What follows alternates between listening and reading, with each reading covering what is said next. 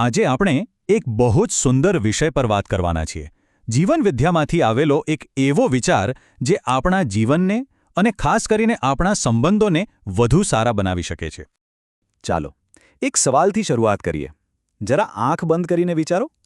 આપણી જિંદગીમાં કેટલાય સંબંધો છે, ખરું ને? માતા-પિતા, ભાઈ-બહેન, દોસ્તો, જીવનસાથી.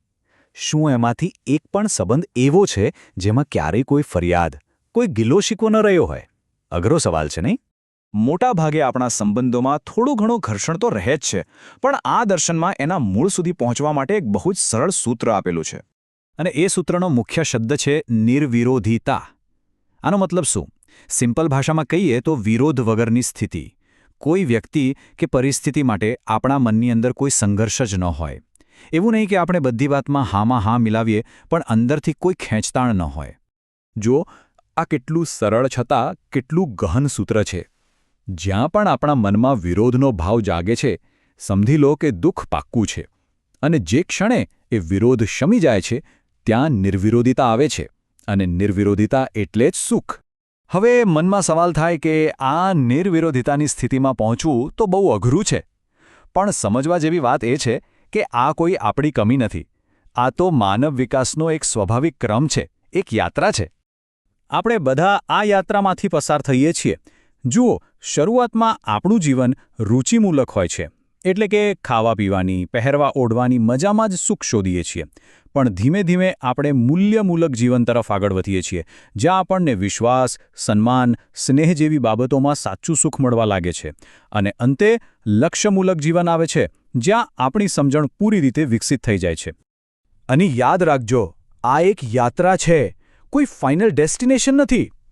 અહીં એક બહુ મસ્ત ઉદાહરણ આપ્યું છે. માની લો કે આપણે દિલ્હી જવું છે અને આપણે 10 કિલોમીટર ચાલ્યા. તો શું આપણે દિલ્હી પહોંચી ગયા? ના. પણ શું આપણે પ્રગતિ કરી? હા, બિલકુલ. બસ એવું જ છે. આપણે જ્યાં પણ હોઈએ ત્યાં નિરાશ થવાની જરૂર નથી. આપણે યાત્રામાં છીએ, એ જ મોટી વાત છે. તો આ યાત્રામાં આગળ વધવાના રસ્તા ગયા. સામાન્ય રીતે આધ્યાત્મના નામે એક રસ્તો બતાવાય છે.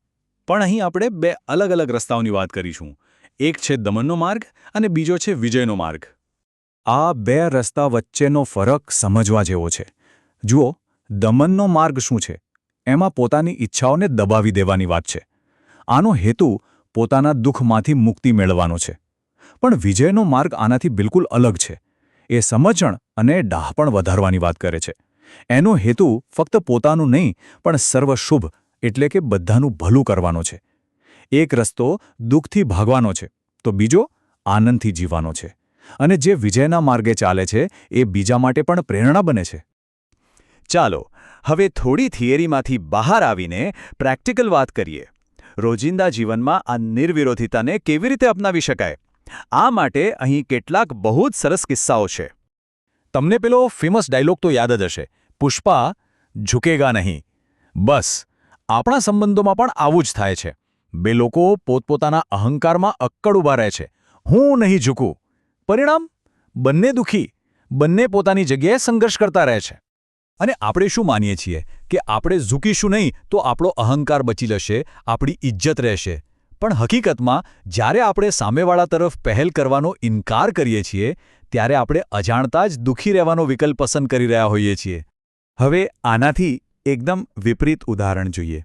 વક્તાના ગુરુ એ નાગરાજજીનો એક કિસ્સો છે. કોઈકે એમને ભોજન કરાવ્યું અને પછી પૂછ્યું, ભોજન કેવું લાગ્યું? એમનો જવાબ સાંભળવા જેવો છે. એમણે કહ્યું, જે ભાવથી ભોજન પીરસવામાં આવ્યું હતું એનાથી તો હું પહેલેથી જ તૃપ્ત છું. જુઓ, એમનું ધ્યાન સ્વાદ પર ગયું જ નહીં. એમણે તો પીરસનારના ભાવને જ મહત્વ આપ્યું. આ છે મૂલ્યમૂલક જીવન. તો આ પુષ્પાવાળા વલણનો વિકલ્પ શું છે? જવાબ આપણી આસપાસ છે. નાના બાળકોમાં. ક્યારે જોયું છે? બાળકો વિશ્વાસથી જ શરૂઆત કરે છે. શંકા તો આપણે એમને શીખવાડીએ છીએ. એ ઝઘડો કરીને તરત જ બધું ભૂલી જાય છે, જ્યારે આપણે તો વર્ષો સુધી મનમાં ગાંઠ વાળીને બેસી રહીએ છીએ. યાદ રાખજો, ઝૂકી જવું એ નબળાઈ નથી, એ તો સંબંધોમાં સુમેળ પાછો લાવવાની તાકાત છે. સાચી શક્તિ એ જ છે કે બહાર ગમે તે થાય, અંદર વિરોધનો ભાવ ન જાગે. અને આ જ વાત આપણી આખી આધ્યાત્મિક યાત્રાનો દૃષ્ટિકોણ બદલી નાખે છે. આપણો હેતુ દુઃખમાંથી મુક્તિ મેળવવાનો નથી, ના, આપણો હેતુ તો સુખપૂર્વક જીવવાની કળા શીખવાનો છે, દુઃખથી ભાગવાનો નથી, આનંદથી જીવવાનું છે. તો અંતમાં એક સવાલ વિચારવા જેવો છે. સુખ મેળવવા માટે સાચો રસ્તો કયો છે? આખી જિંદગી દુઃખમાંથી છૂટવા માટે લડતા રહેવું કે પછી વિરોધ વગર જીવવાની એટલે કે નિર્વિરોધિતાની કળા શીખી લેવી?